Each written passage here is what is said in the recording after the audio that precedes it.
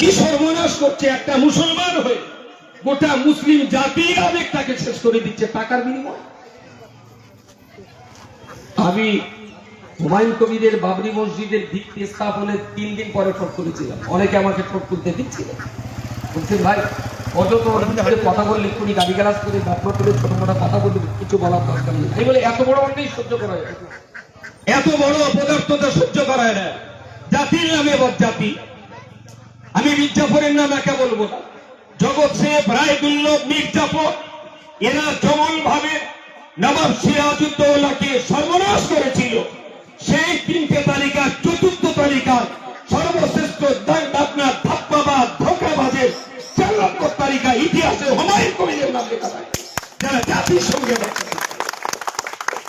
আর এই সমস্ত মিথ্যাবাদী ধোঁকাবাজ ধাপ্পাবাজ যে নিজে ব্যক্তিগত জীবনে কখনো ধর্ম করে, তার এত কি দরদ হলো? আমি বলেছিলাম হুমায়ুন কবিরকে বলুন যদি হিম্মত থাকে মসজিদটার নাম দিক মসজিদে মোহাম্মদী, নবীর নামে মসজিদ, দেখি কতটা বাজার মাছ করতে পারে। আমি বলেছিলাম হুমায়ুন কবিরের যদি হিম্মত থাকে মসজিদটার নাম দেখ আল্লাহর নামে মসজিদে রহমান, দেখি ওখানে কত টাকা রোজগার হয়। কিন্তু আবেগটাকে কাজে লাগালো মসজিদে বাবরি মসজিদ। কেন বাবরি মসজিদ? বাবরি মসজিদের সঙ্গে মুসলমানদের আবেগ জড়িয়ে আছে। আমি জানি না এর ভেতরে কোনো ভাই আবার সেই মসজিদে টাকা দিয়ে রেখেছেন, আমার সন্দেহ হয়। আবেগের যে জোয়ার, এই জোয়ারের মাঝখানে কাঠের গুড়ি করলেও ভেসে যাবে, এত কঠিন জোয়ার ছিল। সেই কঠিন জোয়ারের উল্টো স্রোতে দাঁড়িয়ে আমি 3 দিন পরে আমার বন্ধু বান্ধব প্রিয়জন পরামর্শদাতা সবাই বলেছিলেন হুমায়ুন কবিরের বিরুদ্ধে মুখ খুলবেন না। আমি বললাম না, আর স্থির হয়ে থাকা যায় না। জাতির নামে এই বদজাতি, ধর্মের নামে এই ভণ্ডামি, দাঙ্গা বাঁধাবার এই কঠিন ষড়যন্ত্র যদি আমরা রোধ করতে না পারি, তাহলে আগামী দিন হুমায়ুন কবিরের জ্বালানো আগুনে একা হুমায়ুন কবির পুড়বে না, আমাদেরকেও সেই আগুনে পুড়তে হবে। সুতরাং ওই আগুন নেবাতে পারি আর নাই বা পারি, আমার যতটুকু পানি আছে আমি এই পাতিগুলো হাতে না রেখে ওই আগুনে দিতে চাই। আমি ছোট করেছিলাম, প্রচুর গাল শুনতে হয়েছিল। আমাকে কোনো হিন্দু ভাইরা গাল দিল, আমার বাপ মা তুলে গালি গালাজ্জা করা মুসলমানরাই করেছিল। আজকে সেই মুসলমানরা কি জবাব দেবে? কি সর্বনাশ!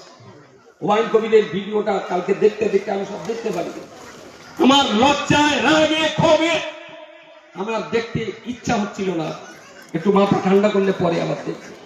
এইরকম হুমায়ুন কবির পশ্চিমবঙ্গে একটা দাগ নয়, আরো একটা দাগ হুমায়ুন কবির সিদ্দিকী পাবেন, হুমায়ুন কবির কাজী পাবেন, হুমায়ুন কবির জিহাদি পাবেন, আরো কিছু হুমায়ুন কবির পাবেন, যাদের ইতিহাস আগামী দিন ক্লাস হবে।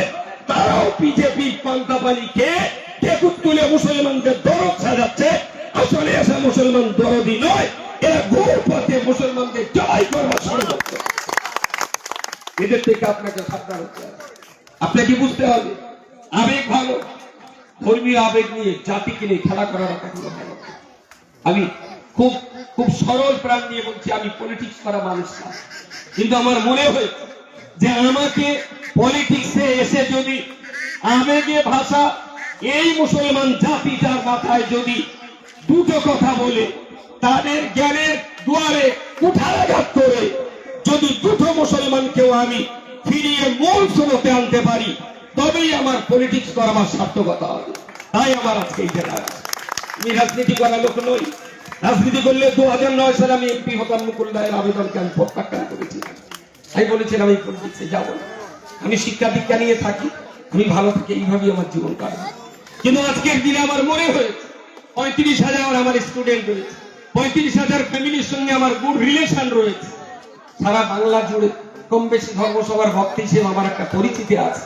আমার এই পরিচিতিটাকে কাজে লাগিয়ে যদি বাংলাটাকে বাঁচানো যায়, যদি দাঙ্গার হাত থেকে বাঁচানো যায়, যদি মুসলমান সমাজটা চোখ খুলে দিয়ে মূল স্রোতে ফিরিয়ে আনা যায়, প্রশ্ন হতেই পারে পলিটিক্স করবেন তো মমতা ব্যানার্জি দল আরো তো দল ছিল, অনেক দল ছিল, কিন্তু বলুন পশ্চিমবঙ্গের মাটিতে দাঁড়িয়ে আরএসএস এর মোকাবেলা করার ক্ষমতা, বিজেপির মোকাবেলা করার ক্ষমতা, এই দাঙ্গাবাজদের মোকাবেলা করার ক্ষমতা মমতা ব্যানার্জি ছাড়া কেউ আছে পশ্চিমবঙ্গে? টুকটাক মুসলমানের জন্য যারা দরদ দেখাচ্ছেন, মুসলমানদের জন্য যারা বিরাট কেটে পড়ছে, আমি রক্ত দিয়ে লিখে দিতে পারি এরা মুসলমানদের কল্যাণ করতে আসেনি, এরা অর্থের বিনিময়, টাকার বিনিময়, ঘোর পথে মমতাকে হারিয়ে বিজেপিকে জিতিয়ে স্বার্থ সিদ্ধি করার জন্য তারা পড়ে। যদি